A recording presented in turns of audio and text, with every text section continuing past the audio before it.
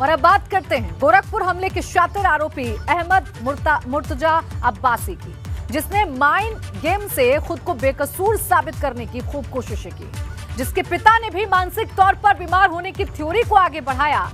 लेकिन मुर्तजा की मुश्किलें अब बढ़ने वाली हैं, क्योंकि गोरखनाथ मंदिर हमले के आरोपी मुर्तजा अब्बासी को आतंकी घोषित कर दिया गया है। एटीएस ने उसके ऊपर यूएपीए एक्ट लगाया है, साथ ही एसीजेएम फर्स्ट कोर्ट में केस ट्रांसफर करने की अर्जी दी।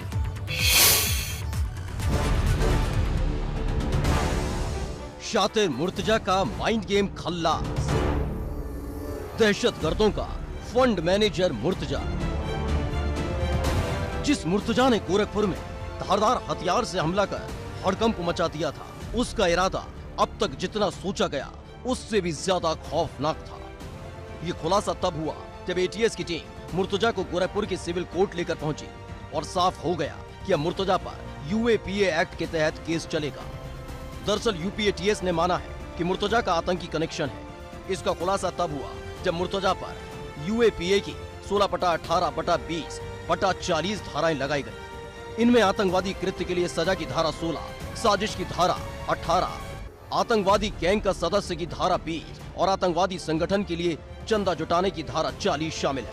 मतलब वो मुर्तजा, जिसे उसके पिता मुनीर मानसिक तौर पर बीमार बता रहे थे, अब उसका आतंकी कनेक्शन बेनकाब होने लगा। यही वजह है कि मुर्तजा के खूंखार इरादों से वाकिफ होने पर एटीएस ने मुर्तजा का केस लखनऊ ट्रांसफर कराने की कोर्ट में अर्जी भी दी, जबकि मामले की सुनवाई करते हुए अदालत ने केस एनआईए कोर्ट लखनऊ में ट्रांसफर करने की मंजूरी दे दी। इसके साथ ही मुर्तजा को 30 अप्रैल तक 14 दिनों की न्यायिक हिरासत में भेजने का आदेश जारी किया। दरअसल मुर्तजा पर यूएपीए के तहत केस चलाया जा रहा है, तो इसके पीछे अब तक की तफ्तीश बहुत बड़ी वजह है। मुर्तजा के पास से पुलिस ने धारदार हथियार, मोबाइल और लैपटॉप से जिहादी वीडियो बरामद की। मुर्तजा ने एटीएस के सामने कबूल किया कि वो देश में शरिया कानून लागू करवाना चाहता था। इतना ही नहीं, एटीएस को सबूत मिले हैं कि मुर्तजा ने नेपाल के बैंक खातों के जरिए विदेश में कई बार रुपए भेजे। मुर्तजा जाकिर नाइक और कई कट्टरपंथी लोगों को फॉलो करता था। मुर्तजा के पास से 6 बेशकीमती एयरगन भी बरामद की गई हैं, जिनसे वो प्रैक्टिस किया करता था।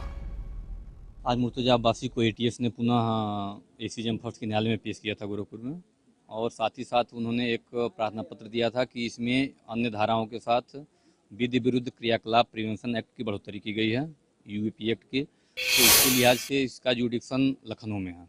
तो माननीय न्यायालय ने पूरे प्रकरण को सक्षम अधिकारिता वाले न्यायालय एटीएस के एनआईए एक्ट लखनऊ को प्रेषित किया। यानी मुर्तजा अब पूरी तरह से बेनकाब हो चुका है। शायद इसलिए वो पूछताछ के दौरान बौखलाहट में पुलिस पर भी हमला कर रहा है।